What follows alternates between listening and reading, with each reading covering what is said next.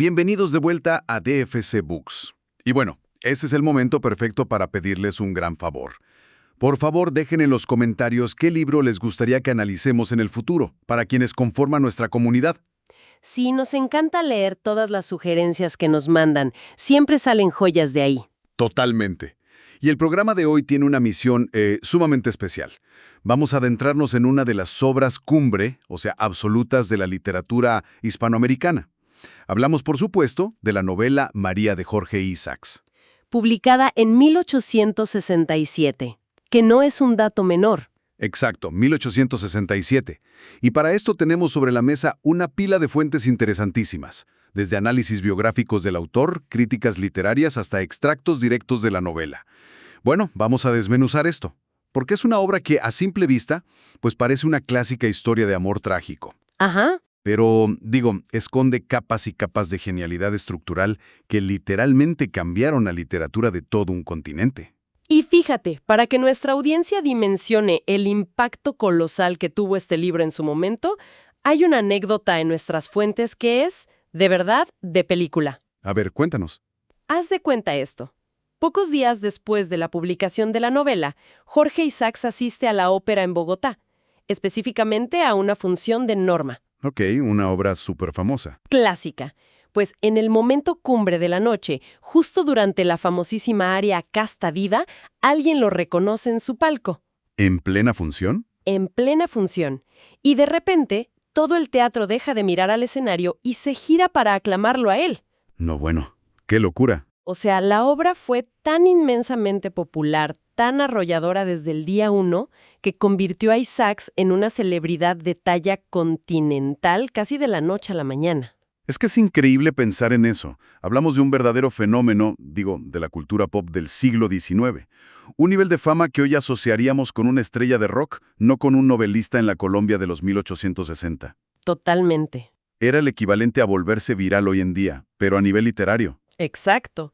Pero a ver, antes de sumergirnos en la trama y en todo el drama, necesitamos entender la mente detrás de la obra. Cómo las ideas europeas moldearon este clásico latinoamericano. O sea, ¿quién era realmente Jorge Isaacs? Esa es una gran pregunta. Porque leyendo los apuntes biográficos de nuestras fuentes, sus orígenes son fascinantes y hasta un poco enigmáticos, ¿no? Completamente enigmáticos.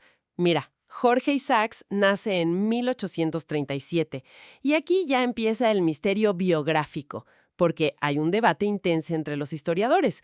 Unos dicen que nació en la ciudad de Cali y otros que en la provincia del Chocó. Ah, o sea que ni siquiera hay consenso en eso. No, para nada.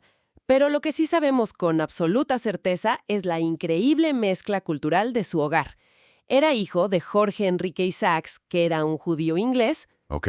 y de Manuela Ferrer, una española. Esta dualidad es vital para entender su visión del mundo. Y, además, hay un dato curioso, casi poético en las fuentes, sobre cómo concibió la novela. Ajá, a ver. Resulta que Isaacs escribió los primeros capítulos en una casa sumamente humilde, muy rústica, cerquísimas del río Dagua, y trabajaba de noche, a la luz de una lámpara ordinaria. Me vuela la cabeza esa imagen. O sea, rodeado de un entorno que me imagino lleno de mosquitos, pantanos, unas condiciones durísimas. Sí, el ruido ensordecedor del río. Y en medio de eso, gestó una de las prosas más delicadas y estéticas de la historia. Es un contraste brutal. Pero, ojo aquí, porque hay un gran secreto de creación en las fuentes que me dejó helado. Ah, claro. El tema del formato. Sí, María no iba a ser una novela. Exacto. Originalmente, él la concibió como una obra de teatro, específicamente una comedia de costumbres. Imagínate eso. Y fue gracias a la intervención de su amigo José María Vergara y Vergara, quien leyó el manuscrito y le aconsejó transformarla en una novela. Y menos mal que le hizo caso. Ese consejo cambió para siempre la historia de la literatura en español. Porque, o sea, al pasar del escenario teatral a las páginas de una novela, Isaacs ganó espacio. Claro, el teatro te limita mucho en las descripciones. Exactamente. Ganó esta libertad expansiva para absorber y plasmar toda la influencia del romanticismo europeo, que por cierto es un enfoque obligatorio para entender esta exploración literaria. Sí, tenemos que meternos de lleno en eso. Aquí tenemos que hablar de dos gigantes del pensamiento europeo, Rousseau y Chateaubriand. Que son como los padres de todo este movimiento. Sí, las fuentes son muy claras al explicar que Rousseau fue quien dio, digamos, el grito de guerra en la literatura. Él fue quien enarboló la bandera de la naturaleza. Ajá. Él instaba a la humanidad a volver al paisaje, a lo primigenio, alejándose de esa frialdad industrial y superracional. Claro, como una rebelión total contra la Ilustración, que medía todo con reglas y matemáticas. Era un regresemos a sentir. Totalmente. Y luego llega Chateaubriand, con obras clave como Atala y René, y toma esa bandera de Rousseau, pero hace algo revolucionario. Vuelve la naturaleza mucho más subjetiva. ¿A qué te refieres con subjetiva en este contexto? A que Chateaubriand fusiona a los personajes con el paisaje que los rodea. Los hace uno mismo con su estado de alma. O sea, si el protagonista está destrozado por dentro, en el libro El cielo llora, los árboles se marchitan, el río brama con furia. Ah, ya entiendo. El paisaje refleja la emoción humana. Exacto. Y Isaacs absorbe todo esto de una manera brillante. De hecho, hay un guiño en la novela donde Efraín y María leen juntos a Chateaubriand. Mira, qué buen detalle metatextual. Sí, pero Isaacs no hace una simple imitación. Él plasma la verdad íntima del Valle del Cauca y le da a la literatura hispanoamericana un sentido de sí misma. A ver si entiendo bien.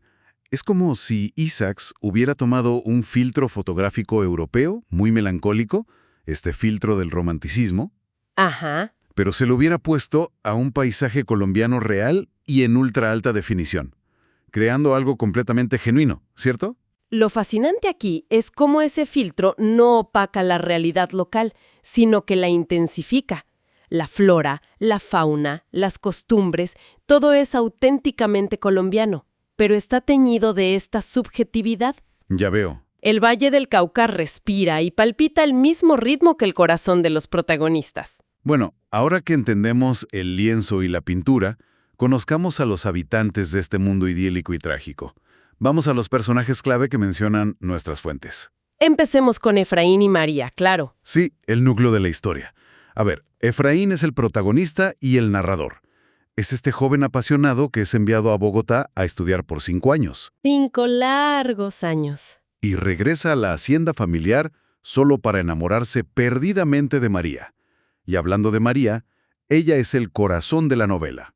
Físicamente se le describe con una abundante cabellera oscura, un castaño oscuro casi negro. Que contrasta muchísimo con su tez pálida. Exacto.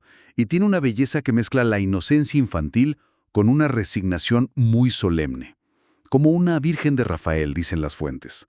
Pero tiene esta tristeza sutil y, lo más trágico, padece ataques nerviosos, que luego entendemos que es epilepsia. Y esa fragilidad está muy ligada a su historia de origen, que es súper interesante.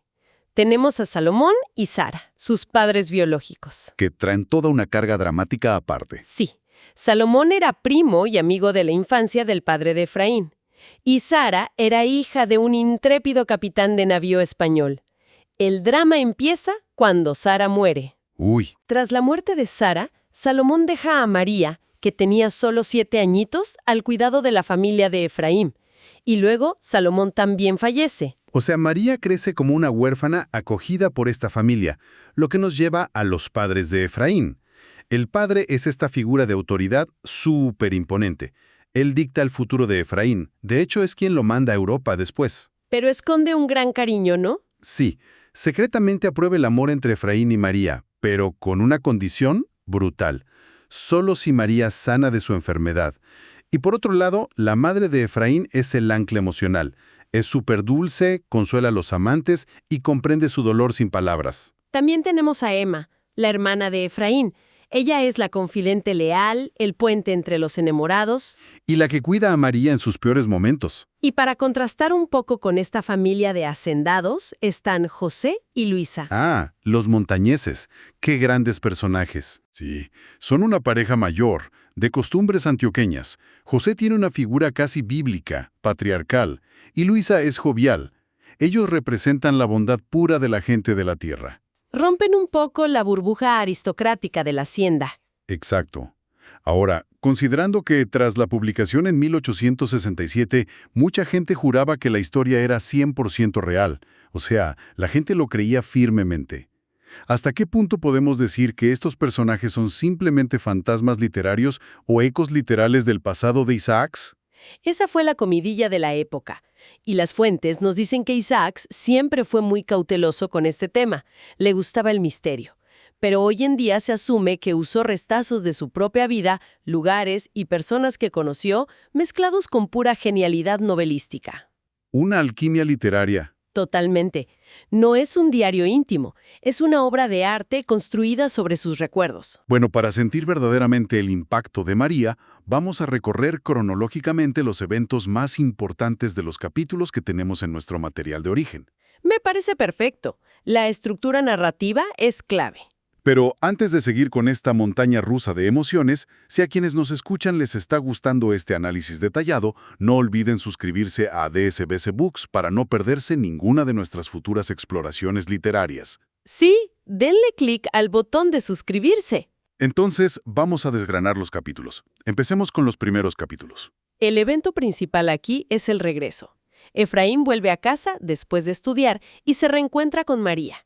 El choque aquí es que él dejó a una niña de 7 años y de pronto ve a una mujer de una belleza deslumbrante. Claro, el enamoramiento instantáneo.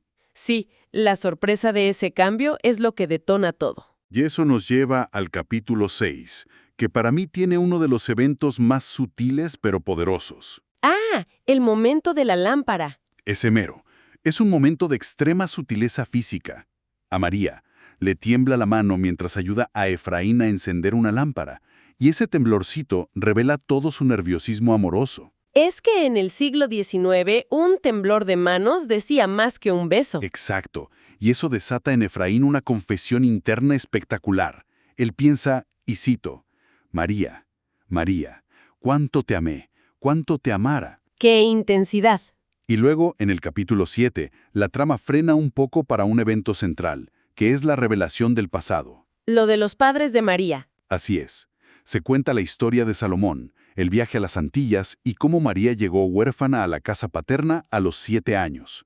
Esto establece el peso del deber que tiene la familia sobre ella, y ese peso se vuelve insoportable en el capítulo XLV y los aledaños. Aquí ocurre la gran tragedia premonitoria. El punto de quiebre. María sufre un ataque nervioso espantoso, casi mortal. Y el evento más importante aquí es cuando el padre de Efraín revela la oscura verdad. Resulta que es el mismo mal incurable, la epilepsia, que mató a la madre de María. O sea, una sentencia de muerte genética. Literalmente. Y luego saltamos al capítulo L, que es el 50 y tanto según las fuentes. Y es como un momento de luz antes de la oscuridad total. Sí, un respiro engañoso.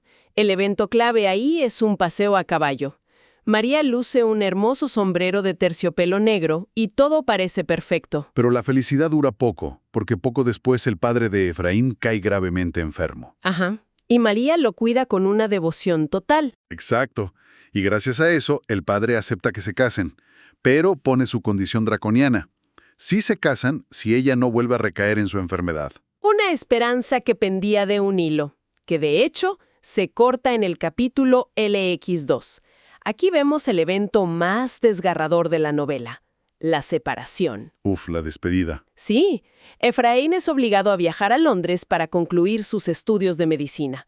Las despedidas están llenas de lágrimas y muchísimos malos presagios. Ellos, en el fondo, saben que no se van a volver a ver. Y llegamos a los capítulos finales, que narran la muerte de María. Efraín recibe una carta fatal en Londres anunciando que ella agoniza. Hace un viaje desesperado de regreso al Cauca. Una carrera contra el tiempo. Pero llega tarde. El evento final aquí es fuertísimo. El sacerdote dándole la extrema unción, Emma entregándole a Efraín el crucifijo de María y él encontrándola ya muerta en el oratorio. ¡Qué imagen tan devastadora! Si conectamos esto con el panorama general, vemos cómo este arco narrativo es el epítome del romanticismo, o sea, el amor puro destruido por la fatalidad del destino. Y el cierre definitivo llega en el capítulo LIXV. Han pasado 2 meses de la muerte de María. Es el 10 de septiembre. Y el evento clave es que Efraín abandona el valle para siempre. Se va destrozado. huyendo de los recuerdos. Es que, de verdad, no es solo una historia que te hace llorar. En nuestras fuentes queda clarísimo que es un glorioso tributo de América al romanticismo universal. Sí, no es solo un melodrama. Exacto. Es un libro que demostró que el paisaje americano tenía su propia voz trágica y hermosa.